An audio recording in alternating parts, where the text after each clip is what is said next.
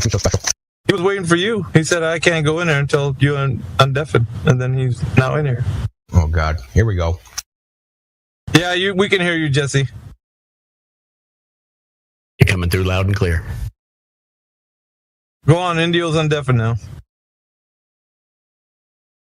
I laced on my boots. And by the way, that was a hell of a feast.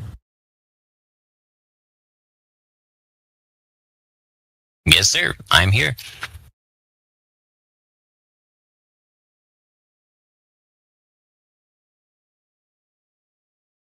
Oh, I feel better. Thank you. So why did you cherry pick your data? Well, I don't believe I did. Would you like to point something out that you think I cherry picked? You think that how many data points do you have? Like 20? In which one? Your dip spreadsheet. The one that shows the curve, or the one that shows the same location? Your spreadsheet with dip angle. Okay, let me look. I don't remember the exact. Because you didn't do all those, right? No, I did most of them, but I had contributors from some other countries and some other states, including 2 flat earthers. Yeah. So why did you choose those? Is that it? Is that all the dip angle measurements that exist? No, but it's the ones I got my hands on. Well, I mean, you could have used George Hottenuke's ones, right? The frozen lake he did. I don't remember seeing angles for those. I can put them in there if you like. Well, his shit's all over the place. That's what I'm saying. I know for a fact that there's measurements all over. I know how surveying works, and I know that they take. I actually watch them outside my building all the time because they're constructing a building right next to mine, and they measure the corners to make sure that the building isn't sinking. They sit out there all day taking measurements. And why would they do that? Why do they prescribe doing measurements at certain times versus other times, or in certain weather conditions? They're trying to reduce inaccuracies because they're shooting for a very high level of accuracy. Okay.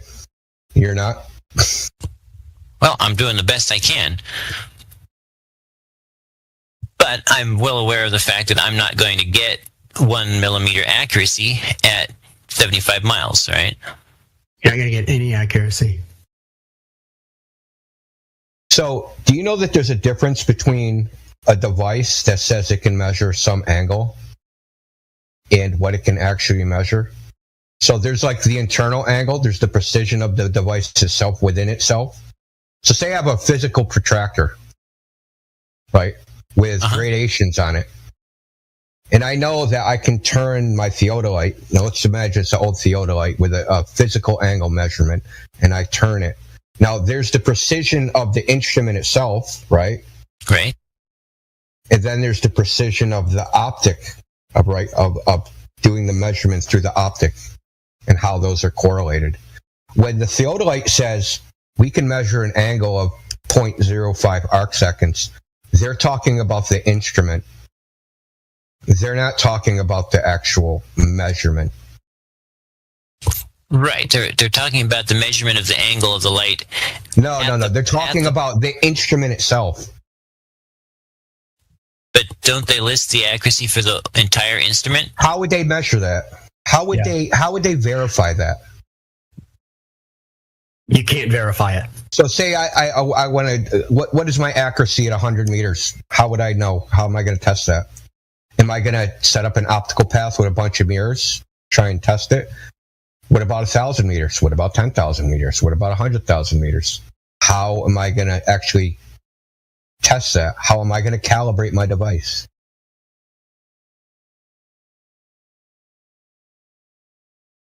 Yeah, so when they're talking about precision, they're talking about the physical instrument. Yeah. Like a ruler has a precision, right? A micrometer, a calipers, they have a precision. But this is, at some level, it's optical, where you're outside of the instrument, right? So something's happening outside of the instrument. Okay. Okay, so that's what I'm talking about. So you have things, and I brought this up to you. Deflection of the vertical. And you sent me a page, right? That page had like 9 different models for deflection of the vertical, and they didn't match each other. Deflection of the vertical is something they came up with because the so-called celestial sphere doesn't align, the astrogeodetic surveying, let's put it that way, doesn't align with the geodetic surveying. So they have to have something, they've known this since the 1400s, they have to have something to fix this discrepancy.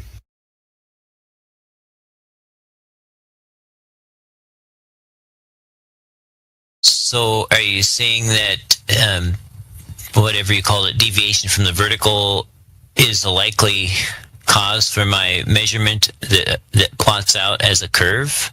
Well, the truth is you didn't have a measurement. Not really. Well, I mean, all measurements of non-integer type have some margin of error, so it's not that I didn't have a measurement, but that you may argue that I had a margin of error that was too large, was larger than the value I was trying to measure. Well, you know, when we're trying to get... There's 2 things, though. There's also the uncertainty.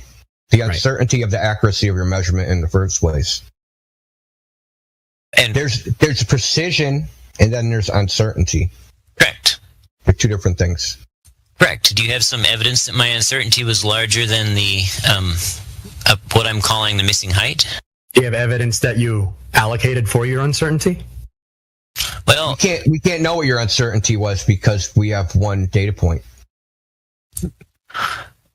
Well, but I have a bunch of data points, and they sort of plot a curve. And if my uncertainty had been of a random, what about all the data points that don't plot a curve? That's literally circular logic. Right. Well, what about all the data points that don't plot a curve? Yeah. So why'd you leave all those out? I didn't. Well, you only selected the stuff that matched your conclusion. Look, I doubt you took 1 measurement per observation and then wrote it down and then stuck it on your spreadsheet. You know you didn't do that. We know you didn't do that. You didn't take an average. You didn't take a weighted mean. You didn't take a mean. You didn't do anything. You cherry picked your shit. Okay? It's obvious.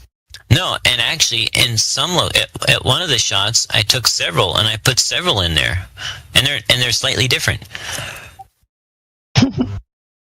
Well, I mean, that should tell you right there. It's slightly different. What should it tell me? It should tell you that there's variables you don't even know about. Absolutely. Okay. So let me go this. Is refraction the same when you're looking up versus when you're looking down? Just keep talking, Jeff. If you're looking at to a point at a higher elevation versus to a lower elevation. I would say if your line of sight goes through a stronger density gradient, which does tend to be closer to the surface, then you'd have more refraction if your line of sight is close to the ground or the water than if you're looking up.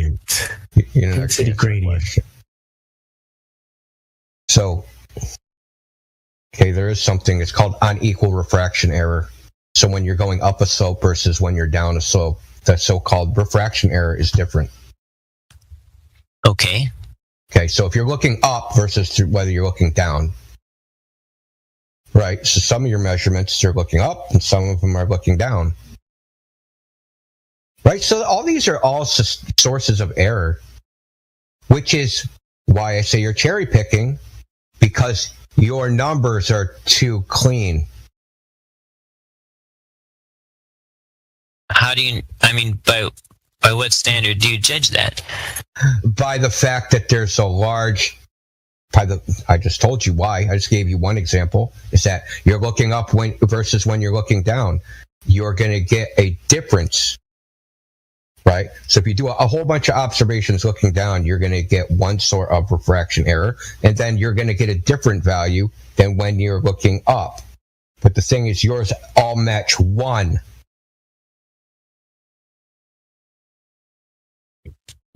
But they're not all looking up or all looking down. I know.